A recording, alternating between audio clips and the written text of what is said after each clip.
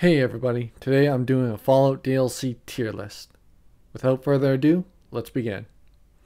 Our first DLC is Broken Steel for Fallout 3. I love that it extended the main game and allowed you to play a bit longer and gave you a level cap increase to 30. It also allowed you to finish up quests you have forgotten and also added a few new weapons, enemies, and armor. Next was Point Lookout.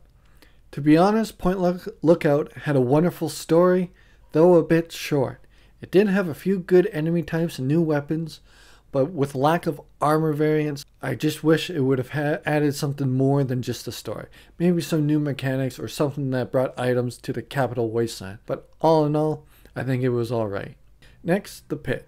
I really enjoyed the Pit DLC for Fallout 3. It added an ammo press, allowed you to make ammo, lots of weapons and armor, and an okay story to follow. It allowed you to pick a side between the raiders and the workforce. The one problem I had with that is the amount of fast traveling you have to do just to use the ammo press. Operation Anchorage, I was kind of skeptical at first, but once I started playing, I really enjoyed it as it added the old first-person shooter design of where you had to collect ammo from supply boxes and health from health stations. They added a game mechanic where you chose a squad based on what you wanted to use in a fight against the Red Menace up in Alaska for the final battle and the 3 missions leading up to it. With the Mothership Zeta expansion, I felt like it was kind of a waste of time and money. But the weapons and armor were alright, but the story was just abysmal. Nothing was fun about it, it was just a waste of time, but something I would skip unless you're really into the space theme, aliens, and energy weapons. The energy weapons do provide some usefulness to them, and they are pretty good. With the add-ons for Fallout New Vegas, besides 2 small weapon packs, the DLCs raised the level cap to 50. So let's begin. Honest Hearts is S tier. So I think Honest Hearts is a wonderful DLC, but it suffers from being too short, not bringing to the base game in terms of mechanics or items besides the weapons, the 45 and the 45 SMG, and a few others. But I think the theme of the quests and the whole setting is what people really love about this DLC. Old World Blues is S tier, of course. Old World Blues is one of my favorite DLCs of all time because it adds such quirkiness and comedy to the writing, but also keeping a moderately serious tone to the atmosphere of the environment that you are in. The characters, the quest, the player home, and weapons and armor, just everything in this DLC is worthy of an S tier placement. Lonesome Road is another S tier DLC. It has to be one of my other favorite top tiered DLCs. As an endgame, the challenging is right. It recommends you be level 25 or above. Just tons of new enemy types, mini bosses, and Ulysses as a character is awesome and a great boss to fight.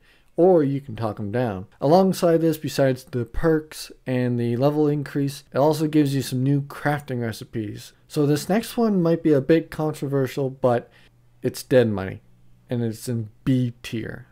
There's a lot of people who like Dead Money DLC, but for me, I do not.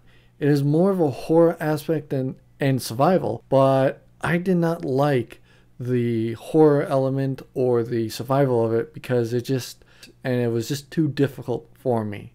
All it was, the story, the characters were great, but I just did not like the environment that was set up for. The Gunrunner's Arsenal and Courier Stash, S tier. These 2 DLCs are here because I really enjoy what they added. Gunrunner's Arsenal added a ton of new weapons, modifications for weapons so that you could truly customize your weapons and make them a little bit better and have more replayability to what you wanted to play as. Courier Stash, on the other hand, added all the DLC pre-order bonuses from the various storefronts that you were able to pre-order from. For the price of these 2 DLCs, I would just pick them up 100%. Even if they're on sale or not, they're just worth it. Now on to Fallout 4. Automatron, A tier. Automatron had a small quest line within the Commonwealth which follows a robot named Ada, and you help her find out who's behind the attacks on people in the Commonwealth and her caravan. So what they did, they added a robot workbench which has the ability to create your own robots and have them at your settlements or take them as companions. It also added a bunch of new weapons and armor. The main complaint with this DLC is that it's a bit short. And I mean way too short, and it only takes place within the Commonwealth itself, no new area, but it does give you a sizable player home to touch up and decorate yourself. Okay, so now the settlement DLC. A lot of people didn't like the settlement system, but I do. And for me, they're S tier. The 3 settlement DLCs, Contraptions, Vault-Tec, and Wasteland Workshop, adds a ton of new building items and machines to the game, as well as some quests with the Vault-Tec DLC. Not going to spend too much time with it, but I'm going to put them all in S tier, as I said, as I think they are just the best, because I really love the settlement, and I do have to use a ton of mods to get around the limitations of the settlement size and area to build in with mods, but that's okay. Far Harbor, A tier. I know, there's a lot of people who like Far Harbor more than Nuka World, and they would put Far Harbor in S tier rather than A. But there's a few reasons. It's not because the story's bad or the characters or the location is bad. It's just because of the lack of new mechanics that are not brought in, and the terrible mini game where you have to do the tower defense puzzle game with the little bugs collecting data back and forth, and you have to defend them. And you need to do all 3 in order to get any ending. Now for the final one, Nuka World, S tier.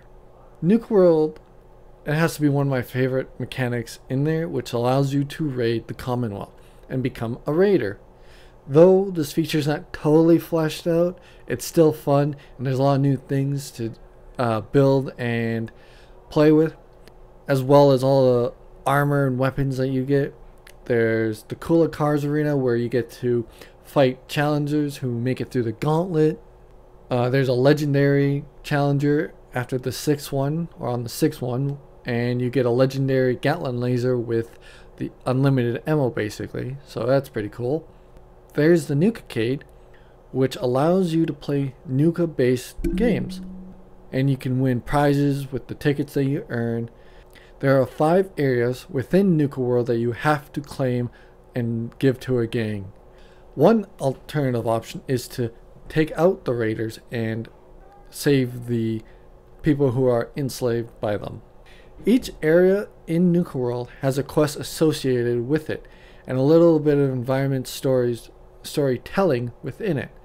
There are a lack of varied enemies, and more or less reskinned and generic enemy types that don't really set it apart, besides a few creatures. Well, this has been my tier list of Fallout DLC. Tell me what you think and express your likes and dislikes in the comments below. I don't fault any of the DLC for being bad, as they were just trying things to see what would work. Only some of them stuck for me. But anyways, don't forget to like, comment, and subscribe.